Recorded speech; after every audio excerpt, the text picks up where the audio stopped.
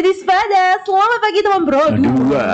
Masih dengan topik yang sama. Iya, kita masih membahas tentang menghormati demokrasi dan menerima hasil musyawarah mufakat teman-teman Pro 2. Dan ya tentunya masih dengan narasumber terkece kita pagi ini. Iya, teman Pro 2 masih muda sudah menjadi ketua KPUND. Wow.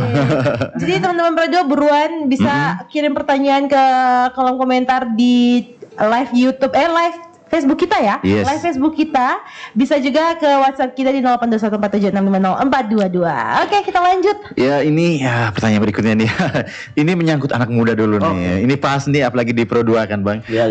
Mungkin menurut kakek nih, apa tanggapan terbesar dalam membangun kedewasaan politik anak muda di era digital seperti sekarang nih? Ya, anak muda itu potensinya besar, sangat besar. Kita tahu perjalanan bangsa ini kan kekuatan anak muda ya. Yes. Kita besok ini Sumpah Pemuda. Sumpah Pemuda benar. Ini Sumpah Pemuda, bahwa bagaimana perjalanan bangsa Indonesia ini kan diawali dengan 28 Oktober itu. Iya benar. Menjadi tonggak sejarah, letaknya sejarah perjalanan bangsa kita. Artinya bahwa anak muda itu potensi besar. Kita tahu berbagai peristiwa di Republik ini paling akhir adalah bagaimana pergeseran atau dari rezim otoritarian Orde Baru menuju rezim reformasi itu kan kekuatan pemuda dan teman-teman muda ya. Artinya kita punya potensi besar sebagai anak muda. Anak muda punya potensi besar dalam persoalan perjalanan bangsa. Untuk itu menjadi bagian dalam perjalanan bangsa. Yang pertama itu kuncinya itu kan belajar yang semakin banyak, sebanyak mungkin, dan cari tahu. Cari tahu soal, kalau kita bicara ini kan kita ngobrol Indonesia kita cari tahu soal bagaimana sih perjalanan bangsa kita ini seperti apa. Terus di sisi lain, bagaimana dengan perkembangan teknologi dan informasi hari ini terus untuk kepentingan bangsa dan negara. Itu kekuatan besar. Terlepas seperti apapun, kita sudah menyepakati bahwa bangsa negara kita ini kan negara dalam mekanisme demokrasi. Maka mau tidak mau bahwa kekuatan semua elemen, terutama anak muda itu kan menjadi penentu. Kuncinya belajar terus di era perkembangan hari ini. Saya ingin menyampaikan kepada teman-teman muda di momentum ini, menyambut Hari Sumpah Pemuda. Ini. Berkreatif terus, berkreasi terus, tapi kita tetap tahu batasan etika bangsa dan negara. Yes, benar sekali. Saya tidak bicara soal person to person karena setiap orang punya ininya masing-masing. Tapi kan ada landasan bersama kalau kita bicara kehidupan bangsa itu ya Pancasila, gotong royong. Apalagi kita bicara di ND Bumi Rahim Pancasila sebagai kelompok gerakan dan pemuda pelopor di sini, ya kita harus banyak belajar. Itu terus satu. Ketika kita bicara menghargai demokrasi dan keputusan dan sebagainya, dalam konteks kita berekspresi, anak muda ini berekspresi, banyak sekali ekspresi anak muda dengan cara yang berbeda-beda, tapi dengan teknologi informasi yang intinya adalah kita punya argumentasi dengan pendasaran yang jelas, terus menyampaikan dengan cara yang baik sesuai dengan pribadi bangsa kita. Itu yang lebih utama. Walaupun banyak orang ini era ini ya, terlepas kita berdemokrasi, Indonesia ini tidak liberal kalau kita ini Pancasilais. Artinya ya dengan cara-cara yang punya nilai dan pribadi bangsa tadi. Para leluhur dan orang tua kita, misalnya kita hari ini masih berkembang di kampung-kampung, kalau kita datang bahwa orang tua itu kan di meja adat, di meja di tenda itu kan mereka bicara, bermusyawarah menyelesaikan persoalan, bahwa bagaimana arah kampung ini ke depan dan sebagainya. Kalaupun ada masalah tetap di meja dan saling menerima.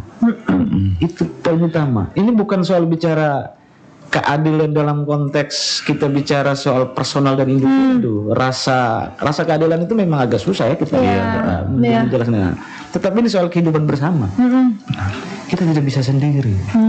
Maka ketika kita tidak bisa sendiri, ya kita harus tahu diri, bagaimana saling menghargai. Itu saja poinnya. Bagaimana hidup bersosial begitu di tengah masyarakat. Manusia pada dasarnya terlahir sendiri, tapi dia tidak hidup sendiri. Iya, benar sekali itu teman-teman Pro 2. Ada jadi teman-teman buat kamu nih anak-anak muda nih kan, pendengar setia dari Pro 2 kan anak-anak muda. Dari dulu tuh. Iya, jadi tetap tuh seperti tadi pesan kakak di awal tuh, kreatif, harus terus cari tahu terus harus belajar, tapi tetap pada jalurnya. Artinya semuanya itu tuh ada yang aturan yang mengikat. Selain aturan mengikat itu hukum juga. Iya. Hukum Benar. Saya hanya mau bikin pesan ya, dulu kalau belum era perkembangan itu terlalu hype ya, orang ngomong soal mulutmu harimaumu, sekarang cari itu. Yes, benar. Carimu itu tuh yang akan nanti menghakimimu. Benar. Itu hati-hati. Karena memang kita lihat banyak ya kejadian-kejadian seperti sekarang tuh banyak sekali. Fenomena ini Fenomena banyak. Iya, benar sekali teman berdua. Oke, kita ngomongin lagi tentang pemilu dan pilkada kemarin nih kakak. Mengapa sebagian masyarakat itu merasa suaranya itu tidak terwakili ya, walaupun proses pemilihan sudah selesai?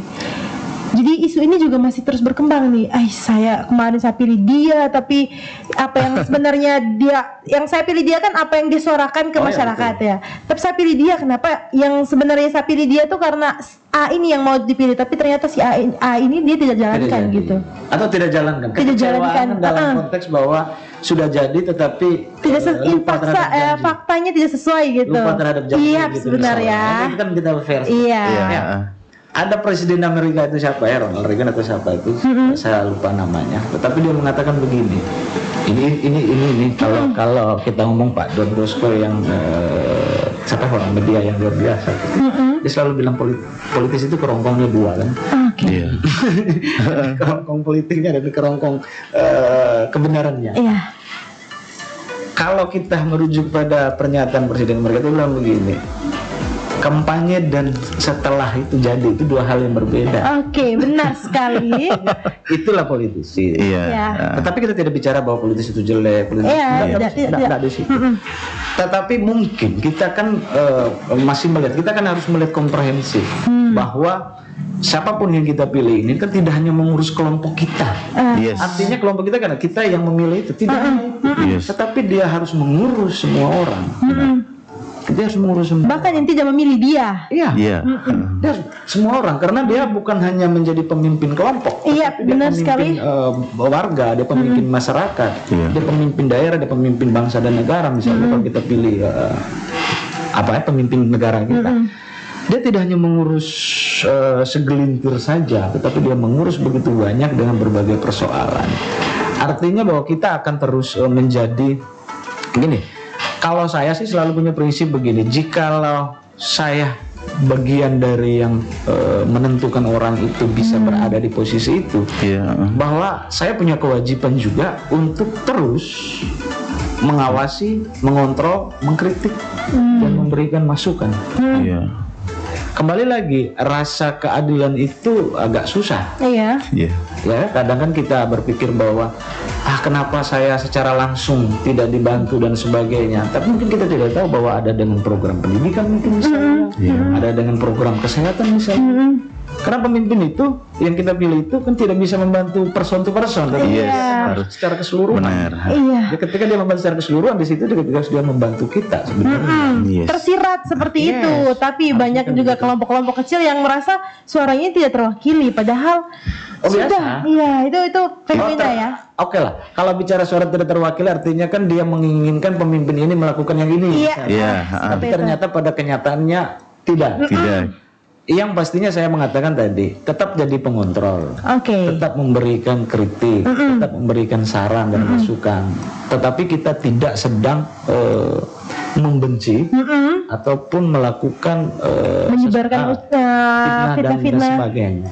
Intinya begitu, intinya bahwa ya siapapun dia yang menentukan siapa yang jadi di kursi itu, dia wajib bertanggung jawab untuk mengontrol orang itu dan mengkritisi orang itu, dan siapapun dia menjadi yang menempati posisi itu, dia wajib menerima itu.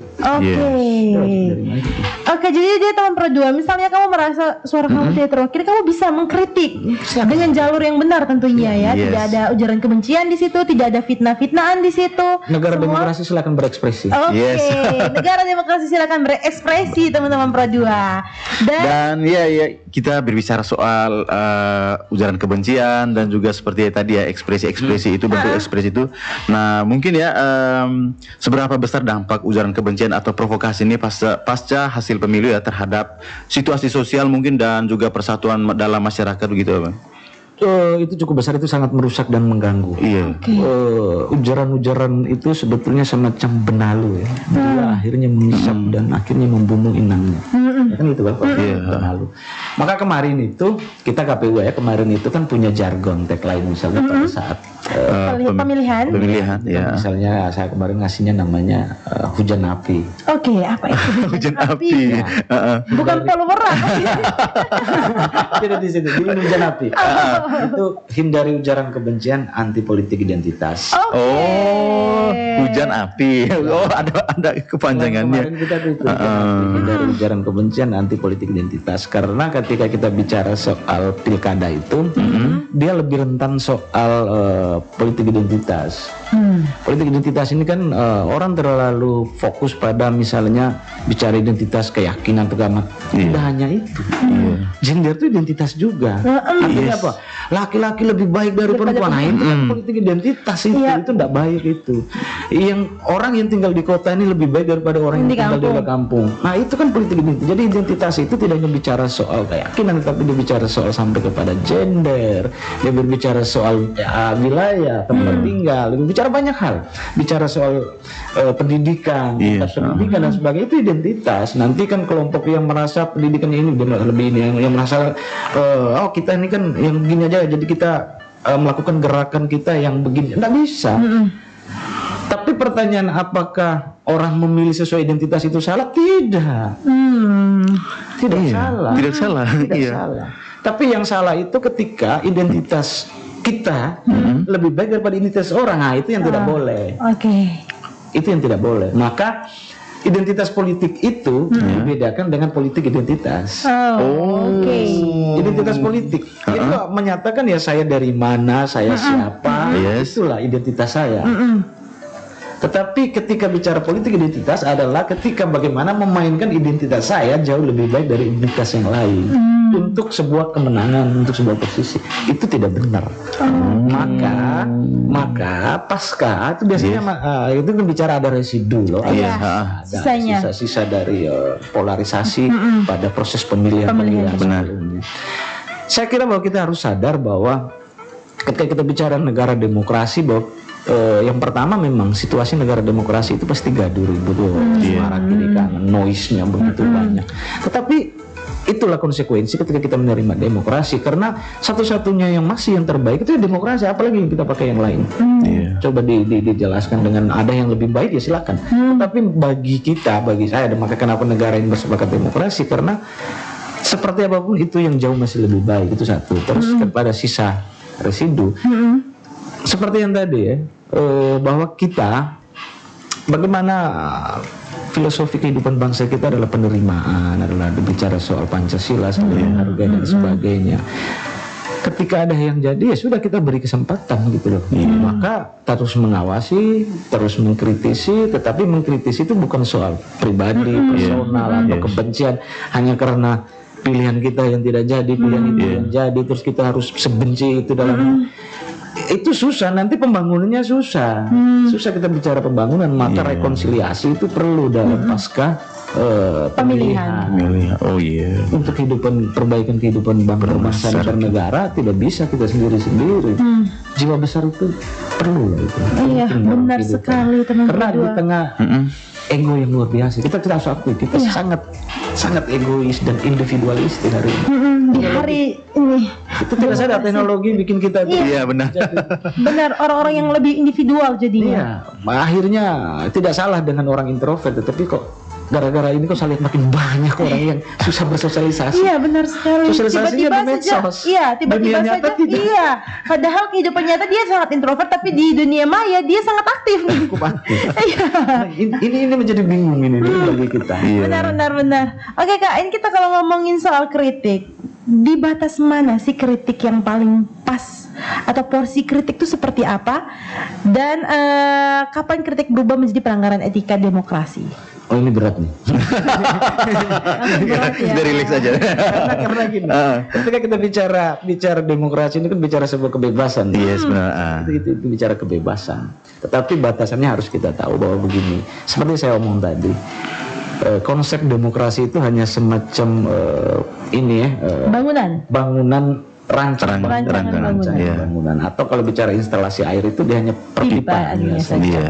Tergantung sumbernya itu, isi alirannya itu dari mana. Nah, kita kan punya Pancasila. Itulah sebetulnya batasan kita. Batasan kita dalam berbicara soal kebebasan. Kebebasan. Karena memang akan ada hal perdebatan ketika kita bicara soal kelompok atau bicara dalam pemikiran. Intelektualitas, kebebasan intelektualitas dengan kebebasan dalam konteks kehidupan bersama itu bisa ada gap atau bisa tidak ketemu karena intelektualitas itu memang kebebasan murni. Itu kebebasan murni. Maka yang pertama itu ya kita harus pertama ya dalam konteks ini kita tahu batasan, terus kita tidak boleh baperan juga karena ketika kita bicara kebebasan berekspresi dalam ruang akademis, dia cukup bebas loh. Dia sangat bebas. Benar. Tetapi kita harus tahu ketika kita bicara dalam ruang publik, itu lain lagi. Maka komunikasi itu perlu diatur di ruang akademik. Karena ruang akademik itu mencari kebenaran. Mencari kebenaran. Maka kita bertarung betul-betul gagasan. Tetapi di ruang publik kita harus menggunakan beberapa metode dan para pendiri bangsa kita ini, artinya kita kalau ngomong ya, para pendiri bangsa kita ini kan pemikir hebat-hebat. Mereka bertarung perdebatan pemikirannya itu melalui tulisan-tulisan di media. Kita mencari cara kan. Tapi mereka tahu dalam tulisan mereka itu mereka benar-benar bicara soal pendapatnya. Argumentasi saya dengan argumentasi kata-kata mereka misalnya. Artinya benturan argumentasi kita. Tetapi mereka tidak berbicara soal pribadi. Tidak bicara nyerang pribadi. Intinya batasannya itu kan selama kita tidak menyerang pribadi dalam berekspresi kita personal, entah individu ataupun kelompok. Kita menyerang individu ataupun kelompok itu no problem dalam ruang berekspresi. Silakan berekspresi. Apalagi kehidupan ini kan butuh kekritisan, keterbukaan, butuh perhatian dari rekan-rekan muda. Kembali ya, no viral, no justice itu kekuatan netizen dan lebih banyak di kelompok teman-teman muda. Benar sekali. Muda. Itu saya tetap apresiasi. Jadi misalnya kalau mau berkritik, it's okay. Tetap tapi punya pegangannya itu Pancasila. Itu batasannya kita. Karena memang di dalam rumah pun kan kita juga tidak bisa sembarangan bicara kepada orang tua kita. Ada rulesnya, ada peraturannya gitu teman-teman. Ada rulesnya. Dengan sendirinya. Tidak perlu kita harus bawa. Ini nanti kayak nanti kena di IT dan sebagainya. Karena kalau kita bicara bangsa dan negara kan ada undang-undang. Negara hukum kita ada undang-undang IT. Jangan sampai terjebak pada atau terlibat pada undang-undang informasi. Dan karena undang-undang kita kan cukup ini kita diskusi sebagai orang muda ya. Artinya kan memang banyak hal yang perlu kita perbaiki juga. Jangan sampai kita terkena ada beberapa pasal-pasal yang bisa menjerat kita. Niat kita baik, niat kita baik, tetapi kan bisa saja terjerat. Maka perlu diksi kata-kata. Itu penting itu. Benar. Karena orang-orang dulu tuh sastrawan semua loh. Padahal mau menghujat sebenarnya tapi dibahasakan dengan begitu baik, jadinya tidak menyakiti perasaan orang tersebut. Artinya mengkritik dengan cara yang baik selain argumentasi dasar, kata-kata, diksi. Pemilihan yang paling penting. Walaupun sudah kita lakukan literasi digital terus-menerus, tapi tetap ada saja orang-orang yang mengkritik tuh di luar jalurnya, itu tuh kita tidak bisa mengontrol itu semua. Karena kebebasan arus informasi ini kan tidak ada filter. Benar. Begini, luar negeri mungkin mereka punya batasan-batasan, tapi kalau di Republik ini kan sejauh ini saya sering ngomong dengan teman-teman, udah mohon maaf saya selalu bicara mereka. Kita ini kan hampir kayak 80-90% itu tuh kan mendownload sampah, terus 10% aja yang mungkin tidak, terus kita juga 90-80% mengupload sampah juga. Benar sekali. Nah, karena berseliweran itu, walaupun kita beredukasi misalnya kita ini kan sering edukasi dan sebagainya, tapi kenapa masih ada itu? Karena juga sampah itu juga terlalu banyak. Toh kita cuma sekian persen, sedangkan sampahnya lebih menumpuk dari kita. Nah, ini menjadi problem. Terus saya kira di kayak RRI ya itu teruslah kita bersuara speak up terus untuk terkait bagaimana. Ayolah jangan saya selalu bicara ke teman-teman ya. Kalau bicara ngisi di teman-teman muda, mahasiswa ataupun di sekolah atau apa sekarang saya bilang gini, marilah kita jadi influencer, jangan jadi follower saja. Benar. Karena influencer itu kan sudah pasti jelas itu kan mempengaruhi. Tetapi dengan konten yang tidak sampah. Benar. Jadi lebih baik jadi influencernya daripada follower aja terus, ngapain followers. Maka itu sama dengan, karena kalau dulu selalu kita omong jadi leader, jadi pengikut. Sekarang era digital, jadilah influencernya, jangan jadi followernya. Tetapi influencer untuk diri sendiri juga benar. Tetapi jangan sampah juga yang kita kasih. Iya benar. Oke, teman-teman Pro 2, kita break dulu karena semakin berat pembahasan kita di hari ini. Oke, kita ke lagu Merah Putih dari Amy Tobing.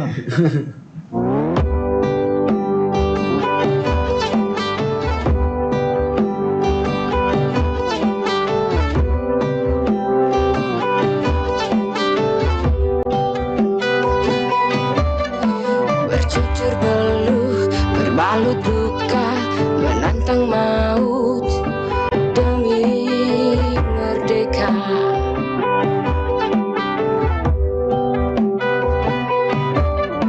Ikat kepala, usungkan dada, tekad membara, oh tak pernah gentar. Tak pernah gentar.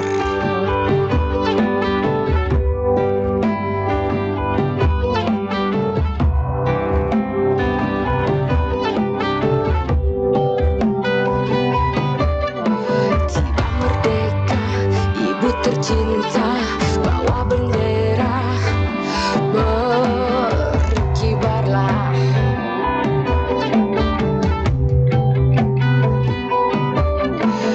Putra putri anak bangsa, jiwa dan raga menghormatinya.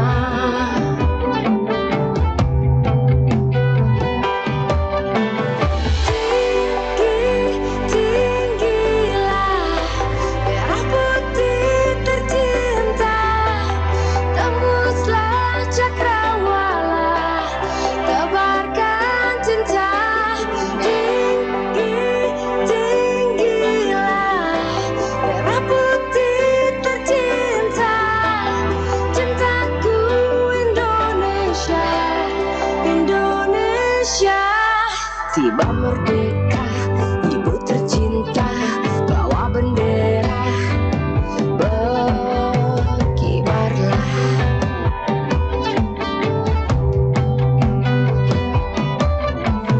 Putra putri anak bangsa, jiwa dan raga menghormatinya.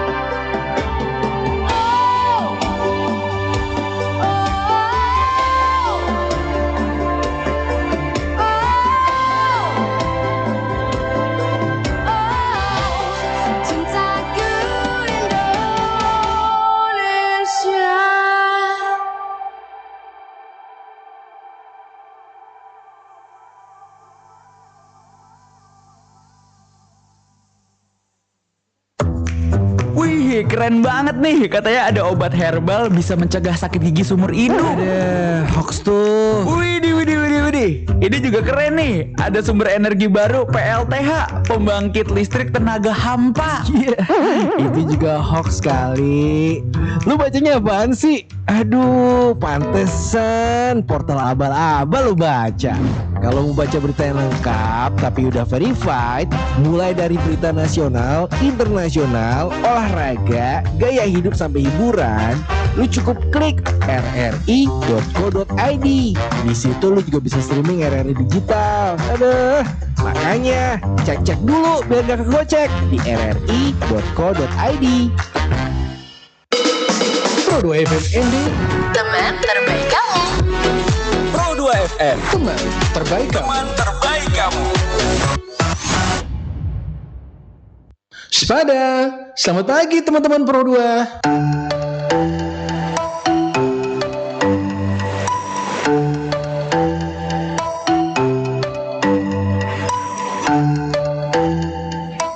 Oke teman Pro 2, kita masuk ke sesi terakhir untuk pembicaraan kita di pagi hari ini. Tentunya masih bareng Ketua KPUND, teman-teman, ada Kakak Ato Lose di sini yang temannya kami berdua. Siap, Masih selalu semangat. Oh, wajib semangat ya. Harus. Apalagi berbicara di Pro 2. Iya. Oke. Karena Pro 2 kan memberi sugesti semangat kepada kita. Yes, benar sekali. Benar. Kakak nih, sebelum kita ke pertanyaan Kak, KPU lagi buat apa sekarang? Oh ya, KPU hari ini sebetulnya tetap ya kita menjalankan perintah undang-undang menjadi tugas pokok kita. Oke. Pertama itu ada namanya pemutakhiran data pemilih berkelanjutan. Iya. Itu gunanya untuk apa? Untuk pengkualitasan data kita sehingga menjelang tahapan pelaksanaan nanti minimal data kita itu bisa jauh lebih berkualitas, terus mengurangi kerja penyelenggara pada menjelang tahapan karena sudah cicil menyelesaikan. Oke. Paling urgent kan di data pemilih ini ya. Data pemilih itu ya Ibu pernah tahu lah ya. Pernah tahu ya. Sempat pernah bergelut di dunia data ini. Bahwa penyelenggara di pengawasan lagi. Bahwa data pemilih itu kerawanan nomor satu, kerawanan awal ya. gitu. Indeks kerawanan indeks pemilihnya. Paling pertama itu data pemilih. Iya, benar terus sekali. selain itu kita ada kerjaan terus kewajiban kita itu dalam perintah undang-undang juga itu. Kita tidak kerja karena perintah undang-undang ya, tapi karena saya sudah memilih bekerja atau mengabdi di lembaga demokrasi itu adalah tidak bicara kewajiban lagi, tetapi sudah di atas itu bahwa saya harus terus melakukan itu bahwa ada namanya sosialisasi pendidikan pemilih berkelanjutan. Tetap terus melakukan itu. Sekarang ada program juga dari KPU itu tuh ya dari tingkat atas itu namanya KPU Mengajar. Kita akan di sekolah-sekolah. Perjalanan selama ini ya ini sudah beberapa sekolah. Terakhir kemarin itu ada di SMA Negeri 2 itu kan proses pemilihan. Ini kita lihat, kita ingin itu bahwa generasi muda itu sudah belajar demokrasi sejak dini misalnya. Lihat demokrasinya. Tapi bagi saya itu ada poin penting kalau kita bicara demokrasi dalam konteks pelaksanaan pemilu itu ada 3 komponen. Komponen penyelenggara, komponen pesertanya, komponen pemilih. Benar. Jadi pendidikan pemilih ke generasi muda itu kan kita pingin mereka bisa suatu saat mungkin ke depan bisa jadi penyelenggara, bisa jadi peserta, dan juga pemilih. Tentunya pasti menjadi pemilih ya. Nah, ini penting karena ya kita mau siapa lagi bahwa generasi muda hari ini, sehingga ke depan itu bisa jadi penyelenggara yang baik, peserta yang berkualitas dan pemilih yang cerdas. Karena makin hari perkembangannya penyelenggara itu makin orang muda. Maka kenapa? Karena teknologi informasi. Kita tidak pemilu di zaman orang, saya selalu bilang lampu gas itu ketroma. Pemilu di era digital, era sangat berkembang teknologi informasi, maka hanya generasi-generasi melek teknologi informasi ini yang bisa terlibat dalam demokrasi hari ini, demokrasi yang sudah digital. Benar. Maka harus makin mudah, didiknya harus. Artinya platform atau instrumen, aplikasi dan sebagainya itu kan alat saja. Tetapi isinya kita isi duluan dari sekarang sehingga pas mereka pegang itu menjadi operator dan sebagainya sudah paham. Ini bukti Jadi juga nyata kemampuan, nih, anak muda nih yang menjadi ketua KPU Pro 2. Semakin muda. Benar. Iya. Jadi ini regenerasi pengetahuan tentang demokrasi itu penting sekali ya untuk anak muda, sangat penting. Sangat penting, sangat perlu. Selain itu kita ke sana ya, saya berharap ada di ruang Pro 2 ini, saya berharap bahwa teman-teman juga sering cari tahu seliweran di media sosial, di YouTube dan sebagainya, konten-konten kreator ataupun podcast-podcast yang berbicara soal demokrasi, berbicara soal bernegara, berbangsa yang bagus-bagus tuh. Silakanlah dengar-dengar yang kayak gitu juga. Juga tidak hanya dengar yang viral yang juga dan sebagainya. Artinya zaman sekarang itu informasi itu kita bisa peroleh dari mana saja, benar. Bukan selamanya dari KPU saja, tapi bisa dari mana saja, dari podcast. Hari ini sebetulnya kita secara pribadi, saya kan selalu mengatakan, oh ternyata kita hari ini cukup kayak misalnya kita di KPU ya, kita KPU cukup kasih 25% atau 30%. 70% itu kan sudah ada di dalam genggaman kita melalui media sosial dan sebagainya. Misalnya guru-guru hari ini, dosen misalnya, dia kan ngasih sekian puluh persen, sisanya kan kita harus mengembangkan diri, mencari tahu dan sebagainya. Iya, sekarang proses pembelajaran juga seperti itu ya. Kan? Memang arahnya sudah kreativitas. Iya. Oke, ini kita kan tadi ngomongin anak-anak muda nih. Kita masuk ke solusi dan peran anak muda, teman-teman. Jadi ini apa sih langkah praktis yang bisa dilakukan anak muda untuk menciptakan suasana demokrasi yang damai dan beretika? Cukup luar biasa ya, hari ini saya lihat banyak juga karena dari sebelumnya kita pelaksanaan juga banyak anak muda yang terlibat selain di penyelenggara, juga terlibat dalam kolaborasi kerja kita kan. Terus mereka melalui medsos, mereka mau meluangkan waktunya, mau memberikan dirinya untuk bikin medsos, bisa bikin beberapa video bisa di-upload kemarin ya. Itu ada banyak yang juga mensupport kita KPU melalui teknologi itu.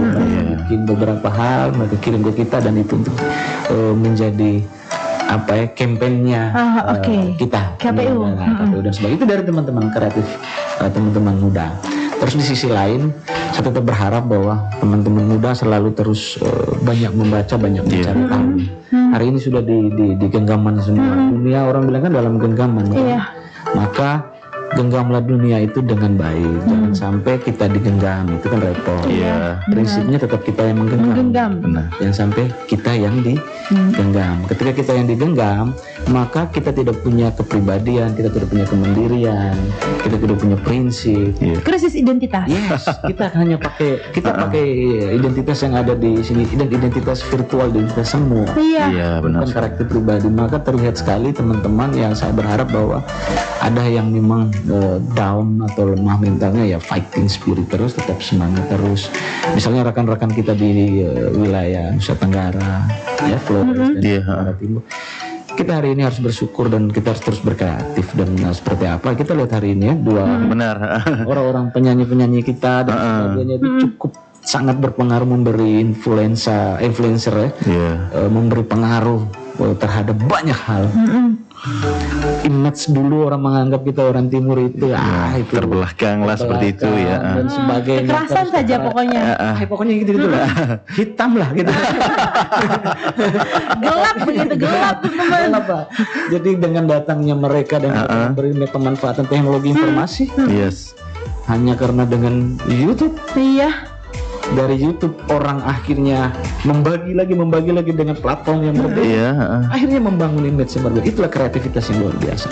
Kita pun juga bisa, semua orang bisa. Dan saya berharap bahwa kita semua tadi seperti saya pesan saya, tidak hanya jadi follower, kita wajib jadi influencer juga. Jadi teman-teman nih, anak muda teman Pro 2 nih bisa nih bantu menciptakan suasana demokrasi dengan menginfluence hal-hal yang baik ke teman-temannya di media sosial kamu. Jadi berekspresi, silakan terus berekspresi, tetap tahu batasan, tetap tahu ini, tahu ruang.